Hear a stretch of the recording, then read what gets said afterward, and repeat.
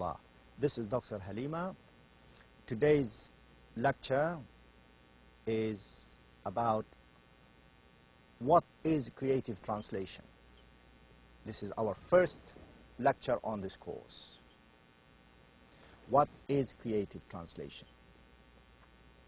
Now, before we start, we should know the learning outcomes of this lecture.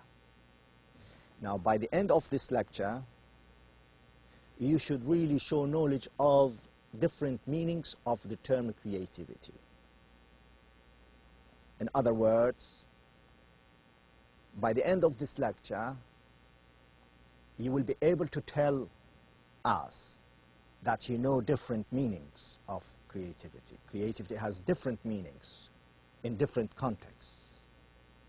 So you need to understand the concept first, you know, and then hopefully you would be able to show some understanding of the concept of creativity in relation to translation. So two things you should be able to do by the end of this lecture. Show knowledge of the meaning of creativity in general, and then show understanding of the concept of creativity in relation to translation. Very important. All right. Now, in this lecture, I'm trying to make it as interesting as possible, you know, and I hope that you will find it interesting. Not only this lecture, the whole course. I myself, to be honest, when I prepared this course, I loved it. I really enjoyed it. Why? Because it gives you the opportunity to be really somebody else. In other words, creative, imaginative, and inventive. It will enable you to show whether you have talents or not. Now, the main points I'm going to discuss in this lecture are as follows. We will talk about the meaning of creativity. Always, always, always establish the concepts, establish the meaning of whatever you are going to talk about. So the concepts are important. So we establish the meaning of this concept, creativity, in general terms and in relation to translation. We will also mention some definitions of the creativity. Then what we will be doing, we will be talking about a creative translation in theory, and then creative translation in practice. And then the last point, we will be talking about creative, literary text, creative translation in literary text. So these are the main points we will be discussing today. I might stress certain points. These are the slides. They are useful, they are important, and I have tried to include in them as much information as possible. But you need to study these slides in addition to the main handout text. I will give the administration here a lecture you can refer to, written handouts. So hopefully a combination of these slides and the lecture would enable you to really understand what we mean by creativity or creative translation. Now, if we say, okay, what's the meaning of creativity? Now, creativity, anybody would know where this creativity term comes from. It comes from the Latin term, creo. What creo means to create, to make. Now, the first time to create appeared was in 1400. 1400, in the time of Chaucer. Chaucer He was a poet, an English poet, and he mentioned it in his Parsons Tale. And the word create has as a divine creation. It means it has a divine meaning. Now, in contemporary times, especially in Arabic, you need to be very careful.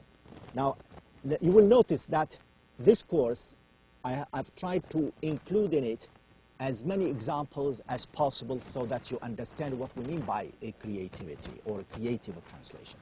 Now, you need to really be very careful about this term, creative, or to create, a creation, a creator. Now, these words have religious connotations in Arabic and in English. Now, in Arabic, for instance, خلق, خلق, خالق. Now, I mean, okay, some people might say خلق سيارة. You cannot say خلق سيارة. Therefore, you need to really be aware of using the right term, the right translation. Instead of saying خلق, I mean, there are so many words in Arabic. Why don't you use اخترع, أوجد, أبدع? And of course, there are other terms. But these are just examples to show you the significance and the importance of this term, create, creative, create, creation, creator. Okay? It's very important. Now, okay, now the definition of creativity in the dictionary, you can see it means inventive. To be creative, it means to be inventive, to be imaginative. Now, when you are creative and imaginative, your ideas, your thoughts, should show your imagination. They show your talent, your inspiration, your productivity, fertility, ingenuity, inventiveness, cleverness. I mean, this is what it means, creativity, according to the dictionary. Now, in Arabic, for instance, or an example. Now, how would you translate the following into Arabic? I'm not going to translate it now because it would take a long time. So this is just an example, a tester, just to see how tricky translation can be. Now, the creator of the universe, there must be a maker of this world, the creator of this beautiful machine. The maker of Mercedes must have been a genius. The inventor of the light bulb is Thomas Edison.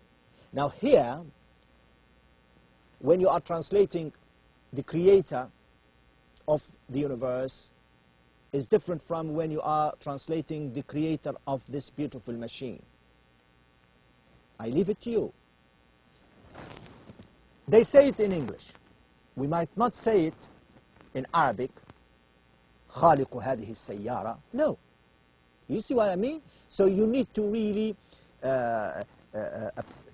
appreciate the connotations, the religious connotations, the social connotations of, and the spiritual connotations of any term you use, especially when it comes down to terms like creativity or creation. Now, this is just a little example for you to understand, the word creativity. Okay. Now, I am going to give you some definitions, general definitions of a creativity. In science, creativity means the production of novel, useful products. The production of novel, useful products. If you go to, they say, okay, they have produced a new product, new production, but useful. Novel means new. So, in scientific terms, creativity means novel but useful products. Again, it means creativity can also be defined as the process of producing something that is both original and worthwhile. You need to be original to be called creative. And being original is not enough. It should be worthwhile. It means it should be really good to be able to call you, creative. Another meaning of creativity, it refers to the invention or origination of any new thing. Any new thing, like a product, like a solution, artwork, literary work, a joke, that has a value. So creativity could refer to any new thing, any new original thing. It could be, for instance, it could be industrial product. It could be an artwork. It could be a book. It could be any type of production, but it should be really of value. It should be of value, not useless products. There are so many products around, so many things are written. You can't say that. You can't say about them that these are creative products or their writers are creative. No way. Creativity, as you can see, has certain characteristics. Originality. It has to be original. It has to be genuine. Not only original, it has to be worthwhile. It has to be of value. It has to be appropriate. It has to be, novel. So you need to be careful about all these definitions. They are very important. So you can't just say about anything, oh, this is a creative. No. Or, oh, he is really talented or creative. No, you need to really first understand very well what we mean by creativity in different contexts, When you are talking about a car or a machine or a book or even a joke. Oh, well, he is really being very talented. He has come out with a joke. Nobody has come out before. His joke is original. His joke is worthwhile, of value, and talented, person. That's, this is what definition of creativity. Some more definitions. Now, creativity is like an act of turning new and imaginative ideas into reality. In other words, if you want to be creative, you can't just sit back and say, all right, well, I have so many good ideas in my head. I mean, wonderful ideas. Nobody has ever thought of them. This is not enough. You need to really produce them. So creativity is a process of thinking and producing. Bring them out into reality. Bring them out into life. So that you can say, all right, I am being creative now. Do you understand? So you need to really understand what we mean by creativity. So it is production and implementation of an idea.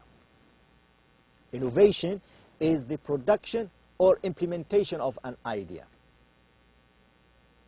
So as I said, you need to not only think the idea, but you need to produce the idea. You need to implement it. You need to put life into it and say, okay, here we are, or here I am. I've got a new idea. It's new in the sense of I can produce something using this idea. Now, okay. Again, creativity I like this. I like this definition very much. Why? Because it shows that you are really into creativity. Creativity requires what? It doesn't require laziness. Oh, yes, I am being creative. No. Creativity requires passion. You need to be really into what you are doing. You need to be committed. You need to, okay, I'm doing this work, and I'm really working hard to make it stand out of so many books, so many articles, so many works, as being really something novel, something new. So to be creative, you need to be really passionate about what you are doing. You need to be committed to what you are doing, whether you are translating a text or whether you are making a machine or making an experiment or whatever you are doing. You need to have, I mean, passionate means to be really in love with what you are doing, to be creative. So I like this. Again, the last one, to be creative is to be novel and appropriate. Now, some people might say, all right, this is novel, this is new, this is original. But it's not appropriate, especially when it comes down to translation. Now, when I ask you, for instance, okay, I will give you some more examples about this. Okay, let's elaborate on this because it's quite important. Now, when you are translating a certain text, whether from Arabic into English, and you say to yourself, look, I am going to really bring in a new translation. Nobody has come out has come up with. This is not enough. When you are translating, or when you are rendering a text from English into Arabic, your Arabic text should not only be new, should not only be novel, should not only be original, it should be appropriate, adequate, you know. So you can't just say out of the blue a translation that has nothing to do with the context or with the reality or with the main topic. We will elaborate on this later when we find out about more examples, inshallah. Now we come to this fourth point, creative translation in theory. Now, I'm sure you studied the theory of translation, and I'm sure you are aware of so many theories, so many ideas, so many views on the theory of translation. When it comes to, some people say, I mean, some people have come up with so many methodologies or methods, whether they are linguistics or linguistic methods or sociolinguistics or functional or symbiotics or communicative or any type of methodology. They don't seem to really unite about the best method to use in translation. So there is a lot of debate about, you know, the methods, the approaches, and the ways we do translation. But the main debate or the main dichotomy between these people, I mean, I would really divide them between two types of people. People or linguists or translation theorists, whatever you call them. One party would say, okay, this is translatable. Yes, we can communicate this message to people of another language. It is communicable, it is transferable, it is translatable. We have another group of people who say, oh, well, there is nothing really translatable.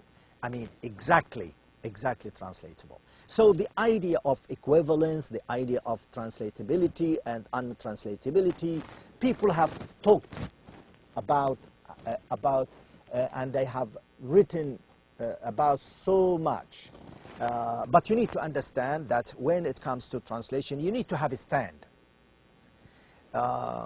You need, for instance, you need to understand that 100%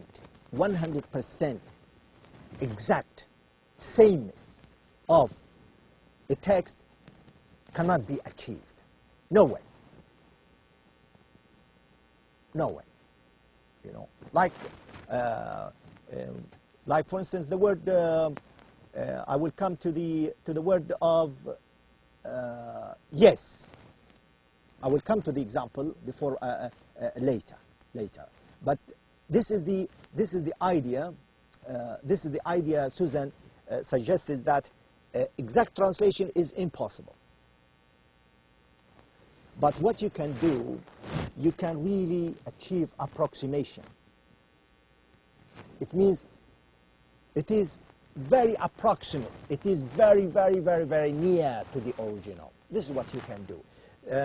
But when we are dealing with the creative translation, you will see that that it's a different ball game. You know, we will see. We will come. It will get more interesting when it comes down to translating, for instance, poetry, when translating drama or short stories, or even orations, you know, like speeches delivered by our great Khalifa Umar ibn al-Khattab or Abu Bakr as-Siddiq, or even, Allahumma salli ala Sayyidina Muhammad, the greatest orator in the whole world, our Prophet sallallahu alaihi wasallam. We will come to that later, inshallah. But as I said, you know, people differ. People differ about, you know, whether they can really translate a certain text and give it its absolute equivalence or equivalent into another language.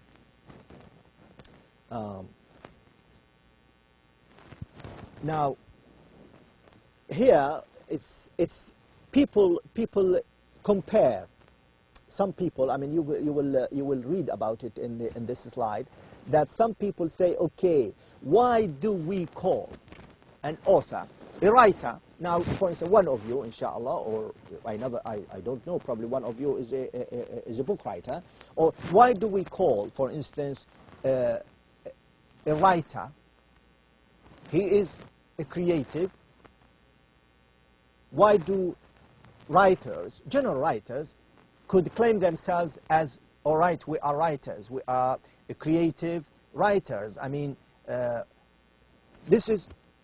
they claim that we are being creative. Why, people say, why can't we say that a translator can be a creative translator? Is it because he is transferring, you know, a text, a source text, into a target language? Or is it because he cannot really put more into that source text? So there is a debate between the writer of the text and the translator of the text. The writer is considered as the creator of the text, as an author, as genuinely the originator of that text, whereas the translator, who might produce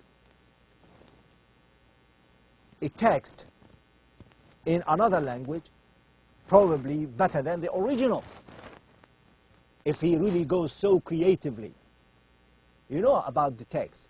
But there is a debate. So, you know, we need to really balance it. And each person should be given his or her due rights. You know, an author could be creative, and a translator could be creative, but within each one of them within his or her own context, you know. Okay. Now this is it. It is very important. Listen. Now, here we are talking about the translation, creative translation.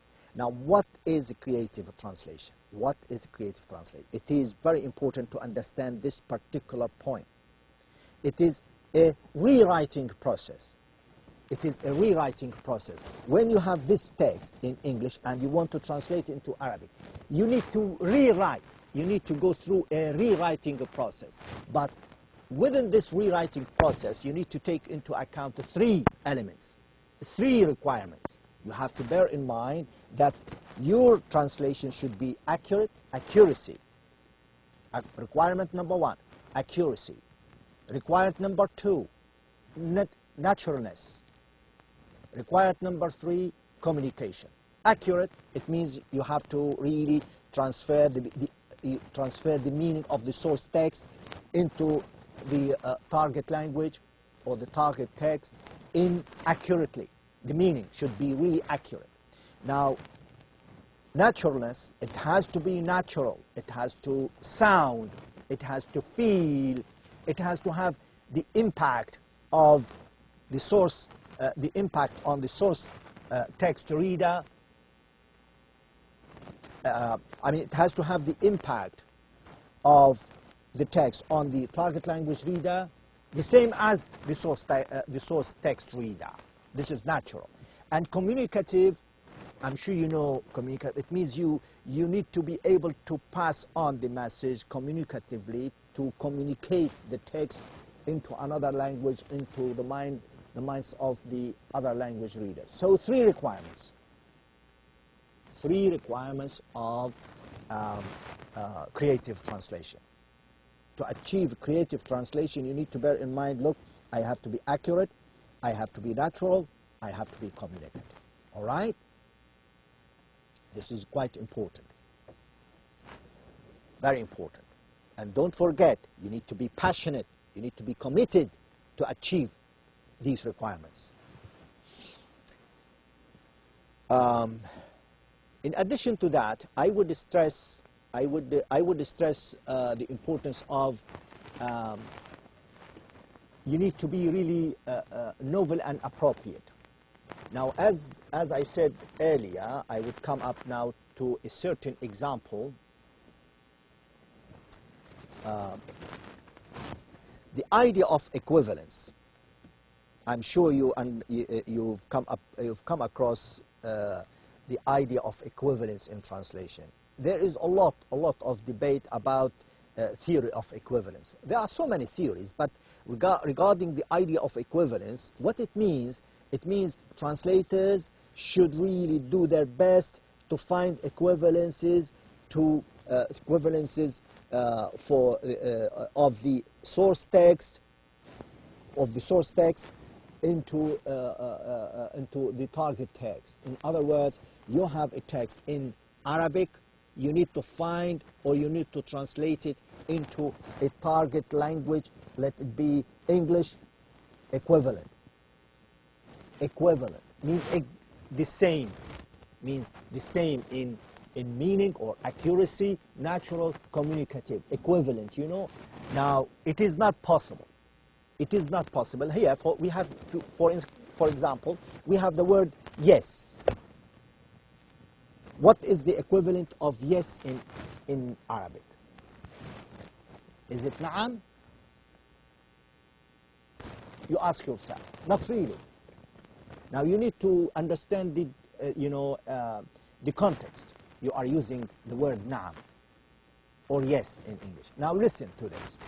Now, a very simple example. Yes in English is generally understood as an expression of agreement, meaning right or all right.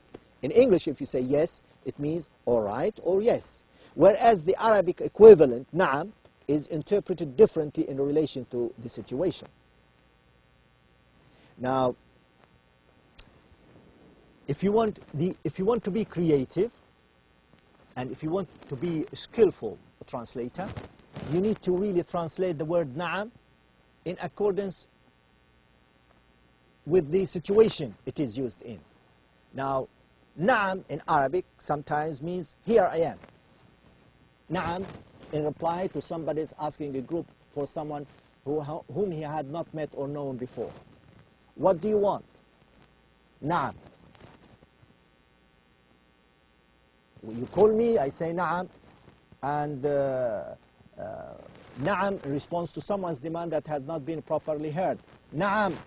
Somebody is calling somebody else na'am, is here I am, or come again, and so on. So equivalent, the idea of equivalence is very difficult to achieve in translation. But as people say, or we have repeated this, that you really try to be as approximate as possible to the original, as near as possible to the original. We will find out more about this idea of equivalence, this idea of creativity, this idea of productivity in translation, with more examples in the lectures to follow, inshallah. Now, we move to the more interesting bit. What I have said so far is mainly theoretical. It's like introducing you to the subject. It's like giving you ideas about what we mean by creativity, what we mean by creative translation, what you are expected to know about creativity and creative translation. Now we will apply this concept to certain texts, certain examples. So let's talk about creative translation in practice. Okay, now in practice, how would you, if you want to apply the concept of creativity to translation in practice, you need to say, okay, I am translating something, I need to be really, to be novel, I need to be new, and I need to be appropriate, I need to be adequate, and it's not only that, I need to be inventive, I need to be imaginative, I need to really, it is like an amalgamation, it is a combination of surprise, simplicity, and utter rightness. Now when you are translating literary texts and you want to be really creative about it, you need to say, okay, you need to have this wow factor. In other words, sometimes, you will say, oh, I wish I thought of that before, or oh, why I didn't think of that, you know. When you have this feeling, then you have started to become really into creative translation.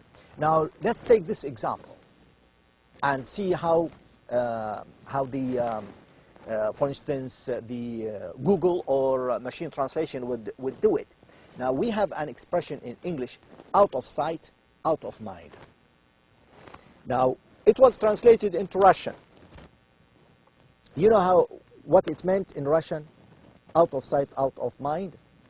It meant like invisible idiot. Invisible idiot, it means, you know, idiot means stupid. You cannot see. So this is the translation of Google or the machine translations. Now if you translate it, I translated in Arabic. It's a translation in Arabic. Look at me. Look at the screen. بعيد عن الأنظار من العقل. Out of sight, out of mind. It doesn't make sense.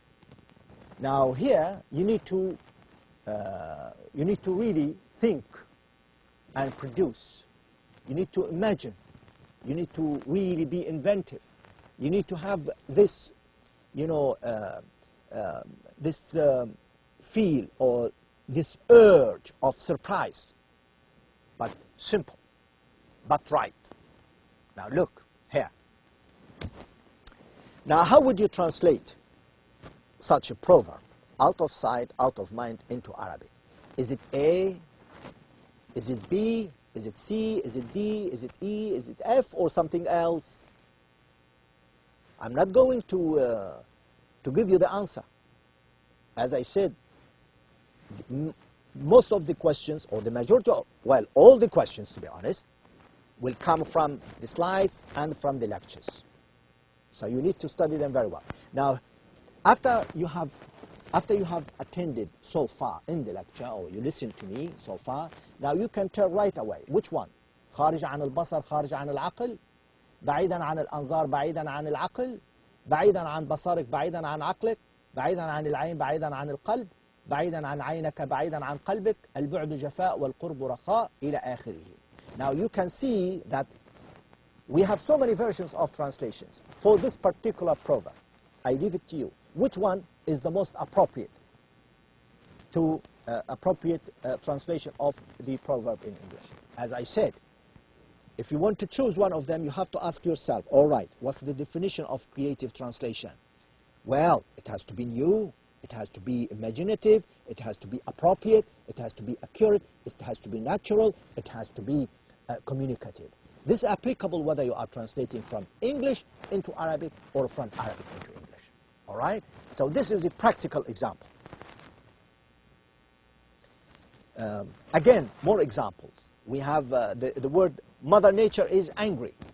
The idea of the question of equivalence. Mother Nature is angry. English people or people in the West, they would say Mother Nature is angry. What they mean, I mean, Mother Nature is angry, it might sound to you if you were in the West. Or, you know, and somebody says to you, or especially I'm talking about Britain now, if somebody comes to you, oh look, and there is really gales and storms and so on, and rains and everything is really dangerous. And they would say, well, look, Mother Nature is angry.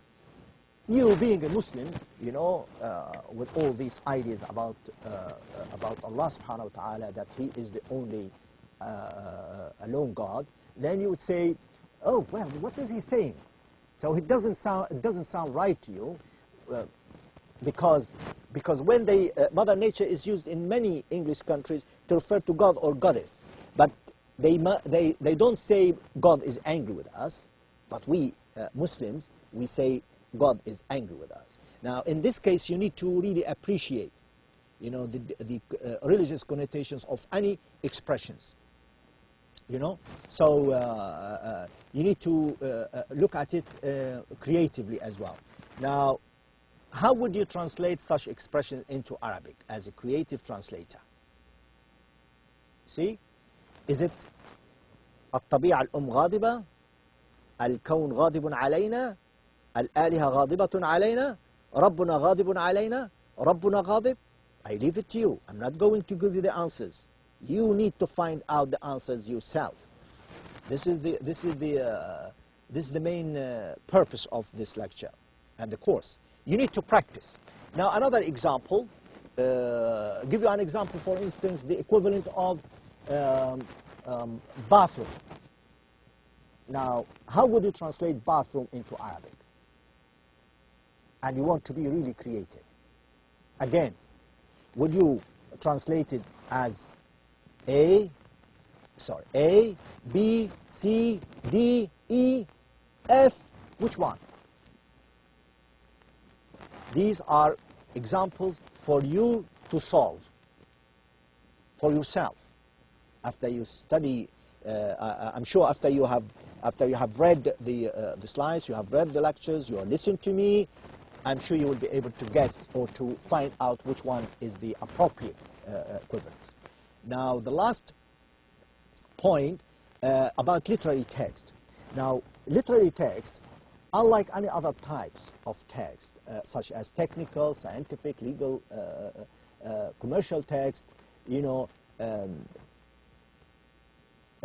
literary text, such as rhetorical orations, drama, stories, poetry, Islamic documents, historical documents, you know, all these texts, creativity or creative translation is apparent in them, and you can practice creative translation using these texts. And but you need to really know how to convey the experience, the meaning, and of a target of a source text into the experience and the meaning in a target language. Now, I would like you, for instance, here, if you want to translate, let's say, this little excerpt from the Prophet ﷺ sermon into English. Now, you need to really understand the experience. You need to understand the meaning. You need to really live the past. You need to live the experience where all these people were gathered around the Prophet ﷺ and saying, أيها الناس اسمعوا قولي فإني لا أدري لعلي لا ألقاكم بعد عامي هذا بهذا الموقف أبدا. Now, how would you translate such expert into English, creating an atmosphere, an experience, conveying the meaning, conveying the social meaning, the religious meaning, the spiritual meaning, the semantic meaning, the communicative meaning, the experience? How would you create the experience? Are you going to choose A, B, C, D, or E, or something else? I leave it to you. I leave it to you. Which one is the most appropriate translation to this particular excerpt? All right? Now, here we are. Now, in each lecture, there are two practicals. Practical A, translate from English into Arabic, and then practical B, translate from Arabic into English. Now, the purpose of these practicals is to really help you practice and learn about translation. And these practicals are required in the exam. And required. You need to practice them, and probably you will find the answers or different types of translations to these practicals in other lectures. So, you need to find your way through. Now, practical A, you do it yourself. I'm not going to solve it for you. No way. But you might find the answer in the following lectures, because I will be talking about them, So try them out, translate it, cooperate with your friends, whoever, as long as you come up with something really creative. Now, practical 1, lecture 1, practical A, translate the following couple of poetry lines into Arabic. Use your own imagination.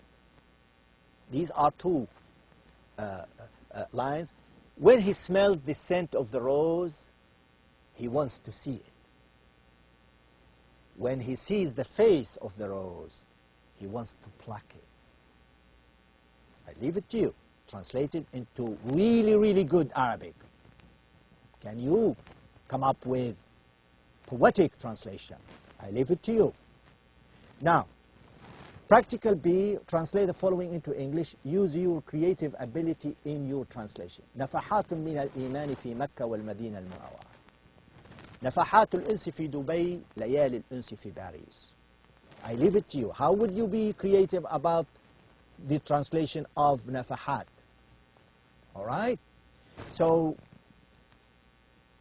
this is lecture number 1, and I hope that you have understood and you have been able to follow my discussion of this lecture, and I hope that you will do the practicals and learn from it.